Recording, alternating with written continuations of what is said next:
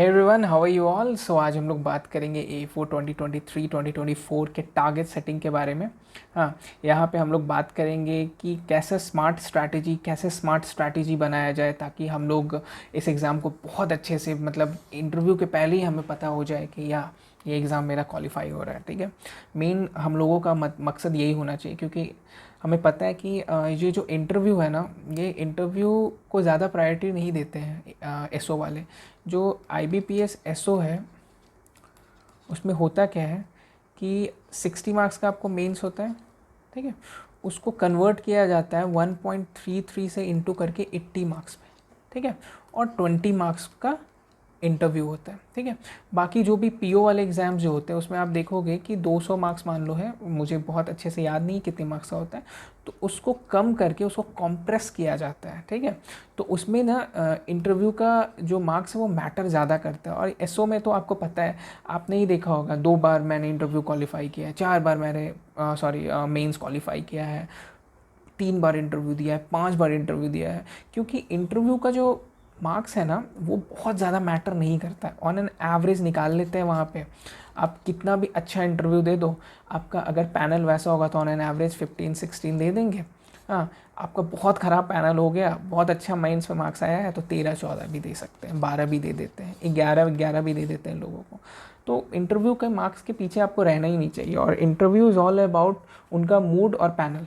ठीक है, जहाँ तक मैं जानता हूँ। ठीक है, आप कितना भी अच्छा कर दो, वहाँ का पैनल अगर आपको सबको 14-15 दे रहा है तो वही देगा। आप बहुत खुश रहोगे कि मैं यार इंटरव्यू बहुत ज़बरदस्त दिया हूँ, पर आप जब मार्क्स देखोगे तो वो 15 रहेगा। तो वो पैनल पे डिपेंड करता है। और इंटरव्यू पे आपको सीरियस लेना ही नहीं चाहिए। इंटरव्यू के टाइम मैं आपको बताऊँगा कि what is the strategy about interview. Interview में लोग भर भर के पढ़ के जाते हैं, और जब इंटरव्यू देने जाते होंगे ना, मैंने भी दिया इंटरव्यू। हाँ, तो इंटरव्यू जब देते हैं तो इंटरव्यू में वो क्या पूछते हैं आपको ही पता है। ठीक है, वो कुछ भी पूछ देंगे, मतलब कभी कभी तो कुछ रहता ही नहीं है, कभी कभी तो इतना कैजुअल टॉक होता है वहाँ पे कि आपको लगेगा कि व्हाट दे आर डूइंग। हाँ, तो हम लोगों को करना क्या है, ठीक है, हम लोगों को मेंस को प्रायोरिटाइज़ करना है।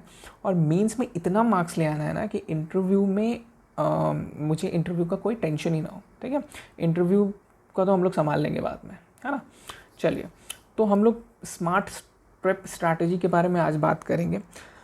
आज हम लोग एक 5 स्टेप सोल्यूशन देखेंगे कि बुक कितना मैटर करता है, TNU एग्रीटेक पोर्टल कितना मैटर करता है, कोचिंग्स मटेरियल्स का क्या करना है, हाँ, मॉक्स का क्या करना है, प्रीवियस पेपर्स को कैसे हैंडल करना है। ठीक है, तो पहले हम लोग बात करते हैं। Let's start. हम लोग देखते हैं एक अच्छे वे से। तो मैंने यहाँ पे mind map target setting table बना रखा है। ठीक है, टारगेट सेटिंग टेबल में क्या है कि देखिए, हमारा टारगेट क्या है। हमारा टारगेट होता है 60 मार्क्स लाना, 60 क्वेश्चंस लाना। 60 क्वेश्चंस में हम जितना मार्क्स ज़्यादा ला पाएँ वो हमारा टारगेट होता है। ठीक है, हमारा टारगेट यही है। अब हम लोग इसको कैसे अचीव करेंगे, ये हमारा काम है। ठीक है, this is the work of mind map. Mind mapping ऐसे ही किया जाता है कि ये टारगेट को हम लोग को कैसे अचीव करना है, और हम लोग को ये भी देखना है कि क्या वो टारगेट को अचीव करने लायक हम काम कर रहे हैं। Am I doing that work कि हमारा टारगेट अचीव हो पाए। ठीक है, चलिए लेट्स स्टार्ट। हम लोग इसको देखते हैं, बहुत बहुत अच्छे वे से हम इसको देखेंगे, बहुत प्रॉपर वे से मैंने इसको बनाया है आपके लिए। हाँ, तो इसको अच्छे वे से आपको हम समझाते हैं कि, और अपने आप को जज करना आप लोग सब। ठीक है, क्योंकि मुझे तो पता नहीं यार कौन कैसे प्रिपरेशन कर रहा है। ठीक है, तो अच्छे से आप इसको जज करना कि मैं जो आपको बता रहा हूँ आप कर रहे हो ना। ठीक है, और ऐसा नहीं है कि मैं जो बता रहा हूँ वो आपको कुछ नेगेटिव इम्पैक्ट डालेगा आपकी प्रिपरेशन में, कोई नेगेटिव इम्पैक्ट नहीं डालेगा। ठीक है, तो जस्ट आप कोशिश करना कि जो मैं बता रहा हूँ उसके पॉसिबल अप्रोच तक आप पहुँच पाओ एग्ज़ाम के पहले तक, है ना। ठीक है, चलिए, तो हम लोग क्या देखेंगे कि आजकल हमारा जो पैटर्न चला रहा है उसमें अगर हम 40 को क्रॉस कर जा रहे हैं तो वी आर सेफ। ठीक है, 40 को अगर क्रॉस कर जा रहे हैं तो we are very much safe. Okay, तो हम लोग क्या देखते हैं कि अगर कोई इंसान सिर्फ बुक पढ़ता है, ठीक है, एक बुक को ले लिया और पढ़ लिया, तो वो ना 25 मार्क्स तक ज़रूर ला सकता है। ठीक है, एक बुक को पढ़ लिया तो 25 मार्क्स तक उसको कोई इशू नहीं होगा। मान लो कट ऑफ 27-28 जाता है। ठीक है, कट ऑफ 27, 28, इवन 30 रखते हैं हम लोग, ठीक है।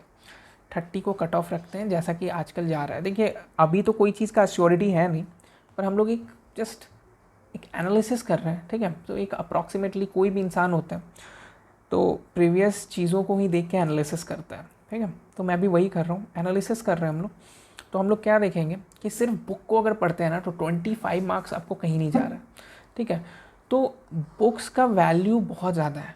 हाँ, आप देखो आपको 40 लाना है, 25 मार्क्स, ठीक है, आपको दे रहा है मतलब 61.5 रख लो, 61.5 अप्रॉक्सीमेटली 60% बुक का वैल्यू है।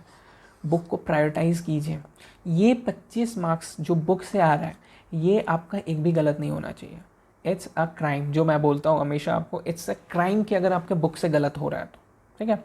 तो ये आप प्रायोरिटाइज़ कीजिए। कोई कितना भी हवा बना ले, कोई भी बाहर कुछ भी हवा बना ले कि मैं तो इससे पढ़ रहा हूँ, मैं तो उससे पढ़ रहा हूँ, वेरी गुड, बहुत अच्छी बात है। आपके पास जो भी कैपेबिलिटी है आप उसको रीच कीजिए, ठीक है। पर मैं आपको बोलूँगा एक बुक को ज़रूर करना। नेमराज सुंडा हो गया, आर.के. शर्मा, अरुण कत्याल, जो भी बुक पढ़ रहे हो आप एक बुक को ज़रूर करना। 80-90% हर बुक में एक ही चीज़ रहता है, ठीक है। चलिए बुक को प्रायोरिटाइज़ कर लिया है ना, तो हम लोग 25 तक रीच कर गए। ओके, नेक्स्ट अब हमें 25 से 30 तक के लिए क्या करना है। 25 से 30 बहुत ईजी है, बस स्मार्ट प्रेप चाहिए। स्मार्ट प्रेप अगर प्रीवियस ईयर एनालिसिस 50% भी कर दिया, जैसे बी कीपिंग, बी पे क्वेश्चन आता है, हाँ, तो अब बी पे तो आपको बुक में जनरली नहीं मिलेगा, ठीक है। तो अब आप क्या देखा कि पिछला 2-3 साल का पेपर देखा तो देखा बी कीपिंग से भाई क्वेश्चन आ रहा है, भाई मान लो मशरूम से क्वेश्चन आ रहा है, तो इन सब को देख के आप 4-5 मार्क्स ले आ सकते हो आराम से। तो 25 से 30 लाने के लिए, ठीक है, ये जो 4-5% का मार्क्स है वो बहुत आसानी से, मतलब मुझे लगता है कि कोई भी अगर 2 महीना प्रिपरेशन कर रहा है तो ये वाला पोर्शन खुद ब खुद वो कंप्लीट कर लेता है, खुद ब खुद वो कंप्लीट कर लेता है। और यहाँ भी जो आपका मार्क्स कटने के चांसेस हैं वो एकदम नील होने चाहिए, एकदम नील होने चाहिए। यहाँ भी आपका मार्क्स कटना नहीं चाहिए, ठीक है। ये भी काइंड ऑफ क्राइम होगा, मर्डर जैसा क्राइम होगा ये भी, मतलब अगर आप ये कर रहे हो तो ये बहुत गलत कर रहे हो, ठीक है। बुक तो भाई लाइफ टाइम सेंटेंस है, ठीक है। बुक अगर आप बुक से क्वेश्चंस, अभी जो कंपटीशन चल रही है, अगर आप बुक से गलती कर रहे हो एग्ज़ाम में तो इट्स अ क्राइम, ठीक है। उसके बाद हम लोग स्मार्ट प्रेप पे जाएंगे। स्मार्ट प्रेप में वो भी मैं 50% एनालिसिस के बारे में बात करूँ। 50% क्या हुआ, जस्ट कि आप देखा पलट के कि अरे ये तो हनी पे आ रहा है, इस पे आ रहा है क्वेश्चन, उस पे आ रहा है, उसमें मैं पढ़ लिया, ठीक है। फिजिक्स पे ज़्यादा आ रहा है तो फिजिक्स को ज़्यादा थोड़ा सा पढ़ लिया, नेटवेट से। एग्रीकल्चर इंजीनियरिंग से क्वेश्चन है तो थोड़ा पढ़ लिया, बस नॉर्मल स्मार्ट प्रेप की बात कर रहा हूँ। वो 30 ले आएगा और वो कट ऑफ क्रॉस कर जाएगा और वो फिर बोलेगा कि मैं इंटरव्यू देने वाला हूँ, ठीक है। कोई वैल्यू नहीं है वो इंटरव्यू का। आप जस्ट अगर 27.5 गया कट ऑफ, मैं जनरल की बात कर रहा हूँ, ठीक है, और आप 28 ले आते हो, 30 ले आते हो, कोई वैल्यू नहीं इंटरव्यू का। बस इंटरव्यू पर मुंह दिखा के आ जाइए, ठीक है, कि हाँ मैं इंटरव्यू में आया हूँ, और फिर घर जाइए और बोलिए कि यप मैं इंटरव्यू तक गया हूँ, ठीक है, और उसका कोई वैल्यू नहीं है ना। चलिए नेक्स्ट हम लोग बात करेंगे 30 से 35। हम लोग बात करेंगे 30 से 35 में जा रहे हैं। यहाँ पे आपको, यहाँ पे जो है जनता हार्डली मुझे लगता है 20% मिलेगी, ठीक है। मान लो मेंस में 6000 लोग क्वालिफाई किए हैं, तो यहाँ पे आपको 30 रख लो, 1800 स्टूडेंट यहाँ पे मिलेंगे 30 से 35, ठीक है। कट ऑफ हम लोग 28-30 ले रहे हैं, ठीक है। 30 से 35 में 1800 स्टूडेंट आपको मिल जाएंगे। 1800 स्टूडेंट में क्या होगा कि ये क्या किए होंगे, ये बच्चे लोग जो है ना, ये थोड़ा सा और स्मार्ट प्रेप लगाए होंगे। स्मार्ट प्रेप में 100% लगाए होंगे, प्रीवियस ईयर एनालिसिस किए होंगे, हाँ, आपको बुक्स अच्छे से पढ़े होंगे, कोचिंग्स मटेरियल्स भी पढ़े होंगे अच्छे से, TNU वेबसाइट्स क्विज़ेस किए होंगे, TNU वेबसाइट्स बहुत अच्छे से किए होंगे, प्रायोरिटाइज़ करना अच्छे से जानते होंगे वो। जैसे अगर पैथोलॉजी से क्वेश्चन ज़्यादा आ रहा है तो उसमें नहीं छूटना चाहिए, अच्छे से पढ़ रहे होंगे, ठीक है। टॉपिक वाइज स्टडी बहुत अच्छे से किए होंगे इन लोग, ठीक है। बुक्स करने के बाद टॉपिक वाइज स्टडी किए होंगे, हाँ। तो ये एक काइंड ऑफ अच्छा सा नोट्स बनाए होंगे, हाँ। ऐसे ऐसे काम करके ये 30 से 35 ले आए, और ये भी अधर में लटके हुए रहेंगे, 50% 60% चांसेस रहेगा कि मेरा सिलेक्शन हुआ कि नहीं। अब क्या है, आप सिलेक्शन वाले लोग की बात करते हैं, ठीक है, जो 35 से 40 मोस्टली होते हैं, ठीक है। ये सबसे इम्पॉर्टेंट चीज़ आ जाता है 35 से 40 वाले लोग। 35 से 40 वाले लोग का सिलेक्शन चांसेस 90% होता है, ठीक है, 80 से 90%। बॉर्डर वाले जो होते हैं 35 वाले मे भी बच जाते हैं, या इंटरव्यू में उनका पैनल अच्छा हो जाता है तो मे बी वो निकल जाए, पर बहुत बहुत हद तक ना बॉर्डर लाइन पे रहते हैं 35 वाले। और आगे बढ़ते जाइए ना 36, 37, 38, 39, ये इनका सिलेक्शन वाले लोग होते हैं, ठीक है। इसमें भी कुछ लोग बच जाते हैं यार, कुछ लोग का इंटरव्यू में बहुत ख़राब मार्क्स दे देते हैं, 11 दिए, 12 दे दिए, अब क्या करें, पैनल ही ख़राब है, तो वो बच जाते हैं। तो मेरा क्या कहना है कि ये जो है ना 35 से 40 वाले लोग क्या करते हैं, इस पर हम लोग बात करना है। 35 से 40 वाले लोग एसओ का एनालिसिस बहुत अच्छे से करते हैं, नाबार्ड का एनालिसिस बहुत अच्छे से करते हैं, और 0% एरर रहता है। एग्ज़ाम में एरर का कोई चांस ही नहीं रहता है। इनका नहीं सुन के आओगे ना कि वो वाला जो काऊ वाला क्वेश्चन था यार गलत हो गया, ग्रीन हाउस वाला यार गलत हो गया, फॉरेस्ट्री का यार छोटा सा रिक्रिएशनल फॉरेस्ट्री था गलत हो गया, ऐसा बात आप नहीं सुनोगे उन लोगों के मुँह से, ठीक है। उन लोगों का बहुत कम गलती होता है जो कि आया हुआ रहता है। 30 से 35 वाले का ऐसा 5 गलतियाँ होती हैं, आपको पता होगा। जो भी 30 से 35 वाले मार्क्स होंगे आपको पता होगा, आप लोग घर आते होंगे तो 4-5 आपकी गलतियाँ होंगी कि यार सिली मिस्टेक हो गया मेरे से। और वो जो सिली मिस्टेक नहीं करते हैं ना, वो 35 से 40 वाले लोग होते हैं, ठीक है। तो 30 से 35 और 35 से 40 बहुत बड़ी डिफरेंसेस नहीं होती है, जस्ट काइंड ऑफ कन्फ्यूज़न जो अराइज होता है लैक ऑफ प्रैक्टिस से, ठीक है। तो lack of practice, lack of revision से ये कन्फ्यूज़न अराइज होता है। और अगर आप ज़्यादा रिवीजन और कम चीज़ रखोगे तो 30 से 35 वाले लोग, हाँ 30 से 35 वाले लोग को 35 से 40 में जंप करने में कोई बहुत बड़ा बात नहीं है, कोई तोप नहीं है। ऐसा नहीं है कि आप 35 वाले लोग बहुत पढ़ रहे हैं और 30 से 35 वाले लोग कम पढ़ रहे हैं, ठीक है। तो ये हुआ बात, ठीक है। तो ये जो करते हैं ना, ये वाले लोग होते हैं, ठीक है, ये वाले लोग। अब हम लोग बात करेंगे 40 से जो ऊपर रहते हैं। 40 से ऊपर का प्रॉपर विज़न होता है एग्जामिनर का, हाँ, बहुत हार्ड वर्क होता है, लॉट्स ऑफ प्रैक्टिस, एरर, ये पूरा एनालिसिस भी करते हैं इन लोग, ठीक है, ये पूरा एनालिसिस करते हैं, ठीक है। उसके बाद प्रैक्टिस बहुत होता है, शेयर लक फैक्टर बहुत ज़ोर से रहता है, ठीक है। जैसे आप ये जो है ना 30 से 35 वाले लोग, 2 क्वेश्चन में कन्फ्यूज़न होगा और वो गलत वाले मार के आएंगे, ठीक है। और यहाँ क्या होता है ना 40 से 60 वाले लोग 2 क्वेश्चन में कन्फ्यूज़न होगा और वो सही वाले मार के आएंगे, ठीक है। तो देखिए आपका एक लक फैक्टर भी बहुत होता है एग्ज़ाम में। ये एग्ज़ाम मैं आपको बोलूँगा 100% अगर है तो इसमें 30% लक भी है, लक भी मैटर करता है इस एग्ज़ाम में। ऐसा नहीं है कि लक मैटर नहीं करता है, ठीक है।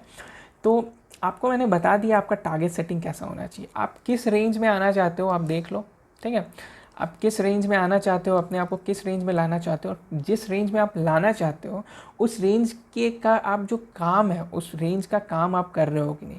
अगर आप 40+ लाना चाहते हो तो पूरा ये एनालिसिस जो 35 से 40 वाले का एनालिसिस है वो कर रहे हो कि नहीं। एग्जामिनर का प्रॉपर विज़न रख रहे हो कि नहीं कि एग्जामिनर इस बार क्या पूछ सकता है, ठीक है। हो सकता है आपके साथ गलत हो जाए कि आप सोचे कि विज़न ये पूछ सकता है पर मे बी वो ना पूछे, पर एक विज़न तो रखो यार। मे बी अगर आप वो विज़न जो आप रखे हो कि नहीं इस बार ना पैथोलॉजी से क्वेश्चंस आ सकते हैं बहुत, और वो आ गया, या इस बार करंट अफेयर से बहुत क्वेश्चन आ सकते हैं और वो आ गया, तो आप टॉपर हो जाओगे, ठीक है। उसके बाद फिर कोचिंग्स वाले पूरी लड़ाई करेंगे आपके लिए, मेरा है, ठीक है। तो उसके बाद आपको ये रहना चाहिए, प्रॉपर विज़न एग्जामिनर का रहना चाहिए, प्रैक्टिस बहुत ज़्यादा होना चाहिए, ठीक है। इसके बाद आप विजय सीरीज़ पे बहुत ज़्यादा भरोसा करना, वो आपको एरर फ्री बनाएगा, ठीक है। आप मेरे जो भी नोट्स हैं, मेरे जो भी तरीके हैं, मैंने जो भी फिशरीज़ फॉरेस्ट्री में बताया है वो जाना आपको ये 40+ के लिए तैयार करेगा, ठीक है। 35 से प्लस लाने के लिए ये आपको तैयार करेगा, आपको दूसरों से अलग बनाएगा। जो भी मेरा फॉरेस्ट्री फिशरीज़ का नोट्स है, TNU वेबसाइट्स आपको दूसरों से अलग बनाएगा। TNU वेबसाइट्स को ध्यान नहीं देते हैं लोग, मेरे पास देखो सब्सक्राइबर 500 है, 500 में अगर 50 भी ध्यान दे रहे हैं, ठीक है, तो इट्स वर्थ फॉर मी बहुत। 50 स्टूडेंट थोड़े मोड़े होते हैं क्या? 50 स्टूडेंट भी अभी मुझे कमेंट करके अगर बताएं कि यार आपने बताया था कि TNU वेबसाइट्स पढ़ो और मैंने पढ़ा था, कितना अच्छा लगेगा। 50 कमेंट्स भाई बहुत ज़्यादा होते हैं, है ना। तो अपना इसमें से देखो कि आपका टारगेट सेटिंग क्या है और उस हिसाब से आप कर रहे हो कि नहीं, है ना। कोचिंग्स मटेरियल यूज़ कर रहे हो, well and good, no issues, ठीक है। आपको जो भी है वो इन्फॉर्मेशन ही दे रहे हैं, ठीक है, तो वो भी आप यूज़ करो। बहुत ज़्यादा बल्कि मत कर लो कि आप इधर पढ़ रहे हो उधर भूल जा रहे हो, उधर पढ़ रहे हो इधर भूल जा रहे हो। रिवीजन इज़ मस्ट, रिवीजन बहुत ज़रूरी है, ठीक है। बहुत ज़्यादा ट्रैवल करके रोड को भूल जाना इज़ नॉट गुड थिंग। हाँ, अगर आप कम ट्रैवल करके उस पूरे रोड को याद रख रहे हो ना, it's a good thing. Accidents कम होते हैं वैसे, ठीक है। तो okay, thank you, all the best. हाँ, मैं आगे भी ऐसे वीडियोस आपके लिए लाते रहूँगा, ठीक है, फॉर योर प्रिपरेशन को हाइप करने के लिए, बूस्ट करने के लिए, ठीक है। चलिए, थैंक यू सो मच।